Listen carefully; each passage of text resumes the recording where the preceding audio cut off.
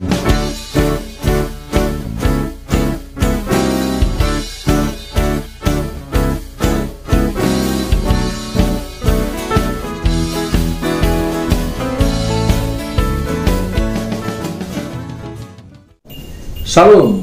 salam sejahtera bagi kita semua, sahabat Alpetra, dimanapun berada. Dalam event Natal ini, kita akan mendengarkan bersama-sama dalam khotbah Natal. Dan saya akan memberikan tema manusia sering gagal paham tentang Natal, atau kegagalpahaman manusia tentang Natal. Saya mengambil dari Lukas pasal yang kedua, ayat 8 sampai 15, perikop yang terkenal dan selalu digunakan dalam khotbah Natal sahabat Alpetra dimanapun berada. Sebelumnya, mari kita berdoa.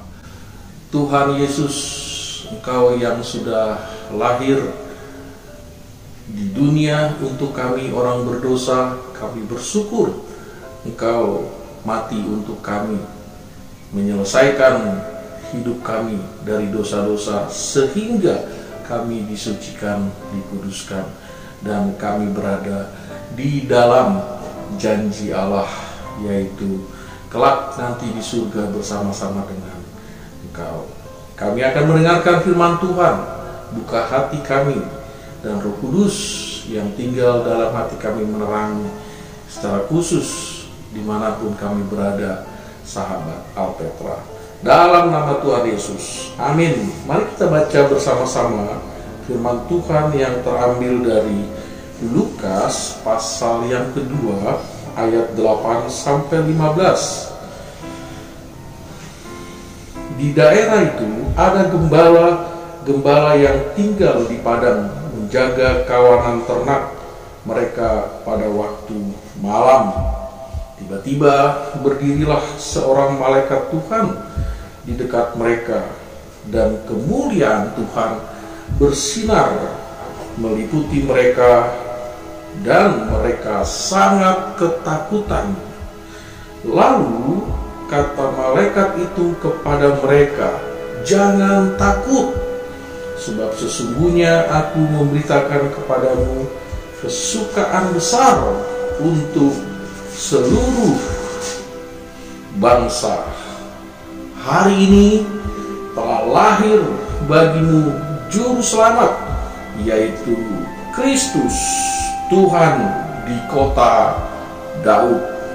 Dan inilah tandanya bagaimana kamu akan menjumpai seorang bayi dibungkus dengan lampin dan terbaring dalam palungan. Dan tiba-tiba tampaklah bersama-sama dengan malaikat itu sejumlah besar bala tentara surga yang memuji Allah. Katanya, kemuliaan bagi Allah di tempat yang maha tinggi, dan damai sejahtera di bumi di antara manusia yang berkenan kepadanya." Setelah malaikat itu meninggalkan mereka dan kembali ke surga, gembala-gembala itu berkata seorang kepada yang lain, "Marilah kita pergi ke Betlehem, seperti yang diberitahukan Tuhan kepada kita." Yang berbahagia adalah kita semua yang mendengarkan firman Allah serta memeliharanya dalam kehidupan kita sehari-hari. Haleluya. Sahabat Alpetra yang saya cintai dan yang saya kasihi, di Rusia ada gereja yang sangat tua, dan pada perayaan Natal gereja itu selalu dipakai dalam peribadatan di musim dingin atau perayaan Natal sekaligus. Dan di gereja yang sama, satu waktu ada masuk seekor burung gereja lewat jendela atau lubang angin dan memasuki tempat itu. Lalu dia ingin kembali keluar. Dia mencari tempat yang dimana dia masuk. Dia tidak tahu secara insting, secara naturnya, atau dia mencoba mencari jalan keluar, tidak bisa. Beberapa orang yang melihatnya mencoba membukakan pintu-pintu belakang, pintu depan, pintu samping, tapi pun tak kunjung keluar. Dan semakin depresi, stres, atau panik, hinggap sana satu tempat ke tempat lain di lokasi yang sama, yaitu di gereja, dan tidak bisa berbuat apa-apa. Manusia yang ada di sana mencoba membantu, bahkan dengan memberi makan, memberi air pun tidak bisa. Kira-kira apa yang harus dilakukan untuk kita membantunya? Burung yang masuk ke dalam jendela dan lubang angin di gereja itu. Apakah dengan berbahasa manusia? Atau dengan cara memberikan kode bahasa? Tidak. Satu-satunya cara yang tepat adalah kita harus menjadi sama seperti burung gereja itu. Kita harus berubah dan menjadi sama, berbahasa burung, atau berperilaku, berkarakter seperti burung, sehingga dia mengerti maksud kita menolongnya, sehingga dia mengerti maksudnya menyelamatkannya, dan burung itu bisa keluar karena dibantu ada burung yang sama yang memberikan jalan keluar. Saya kira begitu juga Allah. Allah melihat manusia sudah berdosa. Allah tidak menciptakan dosa. Allah tidak menetapkan dosa. Allah tidak memasang perangkap supaya manusia berdosa. Karena Allah memberikan kepada manusia tanggung jawab. Karena manusia bisa mengatasi apa yang Allah perintahkan. Dan manusia pasti mentaati. Karena gambar dan rupa Allah atau kemuliaan Allah ada di dalam diri manusia, sehingga manusia mampu bertanggung jawab untuk hidupnya. Tapi karena manusia mencoba-coba, sehingga dia jatuh ke dalam dosa, dan hilanglah kemuliaan Allah itu. Apakah Allah mengasihi manusia? Iya, Allah tetap mengasihi manusia berdosa, tapi Allah benci dosa itu. Karena Allah mengasihi manusia, sekalipun manusia sudah jatuh ke dalam dosa, Allah mendatangi dunia di mana manusia itu berada dan pernah Allah menciptakannya. Allah datang untuk menyelamatkan. Allah mengutus anak yang tunggal, yaitu Yesus. Dan Allah menjadi sama dengan manusia, sehingga manusia bisa mengerti maksud Allah. Allah berbahasa manusia. Allah mengutus malaikat terlebih dahulu seperti pembacaan kita, sehingga manusia menyadari bahwa Allah yang meninggalkan singgasananya, Allah itu yang akan menyelamatkan manusia berdosa. Mari kita lihat ayat 8 di sana sampai ayat 10. Khususnya ayat yang ke-8. Gembala-gembala pada saat itu ada di tempat pada waktu malam hari, dan tiba-tiba berdirilah seorang malaikat. Sudah sekian lama tidak ada lagi suara Tuhan, penglihatan, atau tidak ada lagi firman Tuhan turun di tengah-tengah masa hening 400 tahun antara Maleaki dengan Matius. Tapi tiba-tiba firman Allah kepada Maria, firman Allah kepada melalui malaikat untuk gembala-gembala. Di sana dikatakan, tiba-tiba berdirilah seorang malaikat Tuhan di dekat mereka, dan kemuliaan Tuhan bersinar meliputi mereka, dan mereka sangat ketakutan. Wajar mereka takut, karena mungkin mereka tidak tahu siapa yang dihadapi. Tetapi ketika malaikat itu berkata, "Jangan takut," lalu ketakutan mereka berkurang, bahkan hilang. Karena malaikat itu mengatakan, "Sesungguhnya aku memberitakan kepadamu kesukaan besar untuk seluruh bangsa dan untuk seluruh bangsa. Dan hari ini telah lahir bagimu Juru Selamat, yaitu Yesus Kristus." Malaikat ini mengingatkan mereka bahwa Juru Selamat akan mereka temui dan lahir, dan nubuat nabi yang mungkin para gembala ini pernah mendengarkan. Yesaya menubuatkan tentang Yesus dalam pasal 7 ayat 14, yaitu Yesaya menyebutkan akan datang Immanuel. Dalam pasal 9 akan hadir Raja Mulia. Berikut juga di pasal-pasal lainnya. Bahkan lebih jelas lagi, Mika 700 tahun sebelum Yesus lahir, Nabi Mika menubuatkan di Bethlehem, bukan di bangsa asing, bukan di bangsa di luar Israel. Nubuatan itu Allah memberikan Mika untuk menyampaikan firman Allah itu, tapi kepada orang Israel. Di mana lokasinya? Di Bethlehem.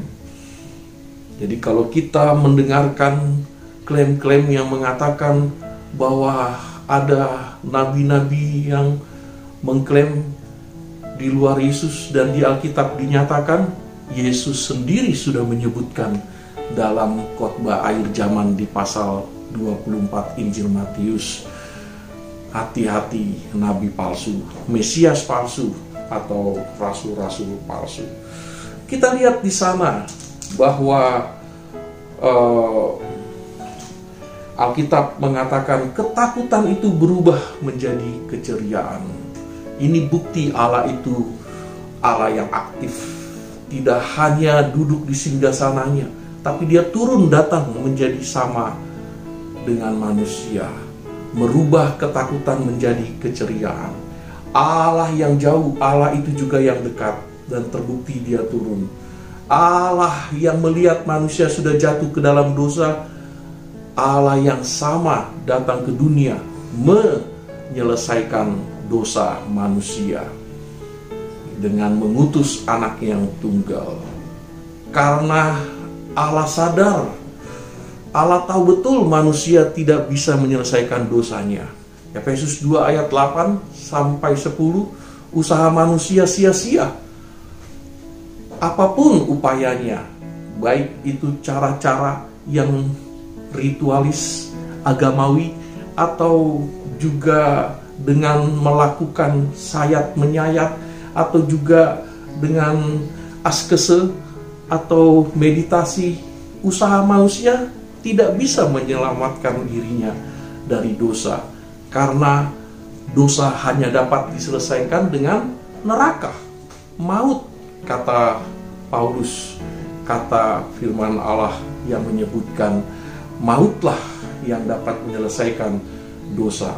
Usaha manusia tidak demikian. Itu sebabnya ketakutan berubah menjadi keceriaan.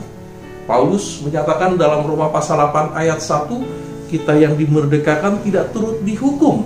Bukankah itu keceriaan bagi orang yang hidup di dalam Yesus? Ayat 11 di pasal yang sama dalam Injil Lukas dikatakan, hari ini telah lahir bagimu Juru Selamat, yaitu Kristus Tuhan di kota Daud. Di mana, sahabat Alpetra? Di kota Daud. Juru Selamat itu dilahirkan bukan di bangsa-bangsa asing, bangsa-bangsa Ethiopia, bangsa-bangsa Afrika, atau Eropa, atau apalagi di Arab. Alkitab menyebutkan di kota Daud, yaitu Bethlehem, juru selamat, dan dirinya adalah Kristus, lahir bagi kita orang berdosa. Bukti bahwa Allah pernah datang, peristiwa historis yang membuktikan Yesus datang ke dunia ini, dan dia ada dalam kandungan Maria, layaknya perempuan yang mengandung 9 bulan, dan dibuatkan dan dipersiapkan oleh nabi-nabi supaya dosa dapat diselesaikan dengan hadirnya Allah di dalam diri Yesus. Ini juga bukti Allah datang ke dunia karena dia mengasihi orang berdosa. Di dalam ayat 11 sampai 13, saya lanjutkan di ayat 12, dan inilah tandanya bagimu, kamu akan menjumpai seorang bayi yang dibungkus dengan lampin dan terbaring di dalam palungan. Palungan melambangkan dunia. Palungan melambangkan tempat atau kondisi yang menjijikkan, jorok, bau, tempat makan sekaligus tempat pembuangan hajat binatang atau hewan. Tapi disitulah Yesus dilahirkan, di tengah dunia yang berdosa, dunia yang tidak ada kedamaian, keadilan, dunia yang sudah semakin rusak. Tapi Yesus datang merubah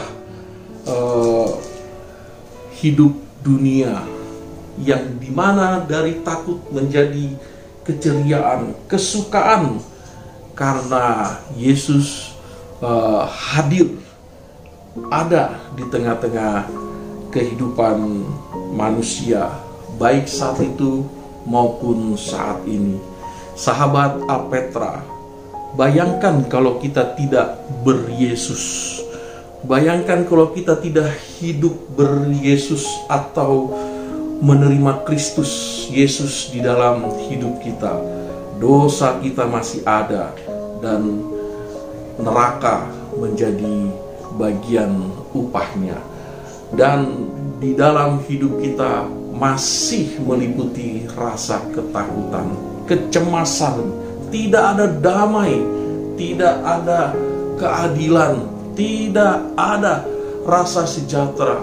Tapi ketika sahabat Alpetra, siapapun saudara di muka bumi ini menerima Yesus di dalam hatinya, Yohanes 5 ayat 24, sesungguhnya ia berpindah kepada kehidupan yang kekal. Sahabat Alpetra yang saya cintai, mengapa manusia gagal paham tentang Natal? Natal hanya dinilai secara sekularis. Natal hanya dinilai secara modern. Natal hanya dipakai secara hiburan belaka dan juga nuansa modern atau modernisasi. Tapi tidak demikian di dalam Natal yang sesungguhnya. Maknanya adalah ketakutan berubah menjadi sukacita, keceriaan yang dulunya kita takut, neraka menjadi ancaman dosa kita yang belum terhapus dan belum disucikan, yang dulu sebagai yang menggelisahkan hati, tapi Natal merubah, menyinari hidup dan memaknai dengan menjalankan hidup ini penuh pengharapan. Karena apa? Yesus tinggal di dalam hati sahabat Alpetra atau saudara dimanapun tinggal dan berada. hidupmu akan menjadi kosong tanpa Yesus. Hidupmu akan menjadi hampa, penuh dengan gelisah, bahkan ingin bunuh diri kalau kita tidak menjadikan Yesus sebagai Tuhan yang sejatinya. Manusia akan tidak memahami makna dan hakikat Natal, karena Natal hanya menjadi tradisi belaka. Natal hanya menjadi warna modern kehidupan atau lainnya. Itu sebabnya putuskan supaya kita bisa mendapat perkenanan dari Allah. Paulus mengatakan dalam 1 Korintus 16 ayat 22 bahwa dalam kesukaan atau penerimaan kita di dalam Yesus sebagai sukacita kita, tapi terkutuklah orang yang menolak Yesus. Oh sahabat Alpetra, kita bukan orang yang menolak Yesus.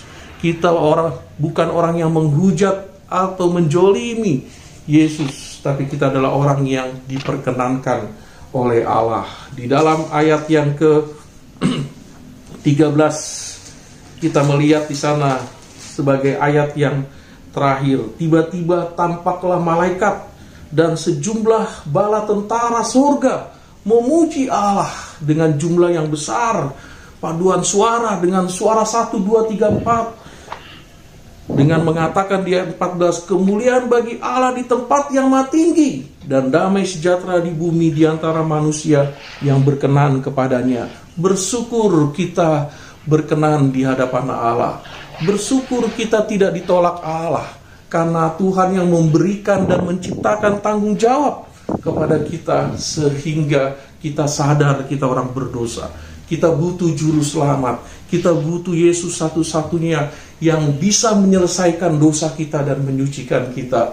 Oh sahabat Alpetra yang saya cintai, dimanapun jangan kita takut lagi, karena Tuhan Yesus sudah tinggal dan hidup di dalam diri kita. Mari kita berdoa. Tuhan Yesus, terima kasih buat karyamu untuk kami, yaitu Engkau datang dan menerima kami, orang berdosa yang seharusnya neraka hidup kami. Tapi Tuhan, kami bersyukur Engkau menempatkan kami di dalam kemuliaan dan kekekalan itu, sehingga surga yang tidak ada dosa di dalamnya mau menerima kami, orang yang disucikan oleh Yesus. Terima kasih Engkau ya Allah satu-satunya, Allah yang berkuasa, dan Engkau Allah yang tidak berdosa. Kami berdoa dan mengucap syukur. Berkati juga seluruh sahabat Alpetra dimana pun berada. Tuhan yang menguatkan, memimpin, meneguhkan, menjauhkan dari segala ancaman mara bahaya. Dan Tuhan juga yang menambahkan berkat kepada sahabat Alpetra dimanapun. Di dalam nama Tuhan Yesus kami berdoa dan bersyukur. Amin.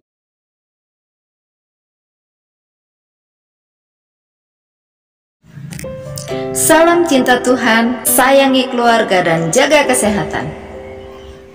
Jawab Yesus kepadanya, kasihilah Tuhan Allahmu dengan segenap hatimu dan dengan segenap jiwamu dan dengan segenap akal budimu.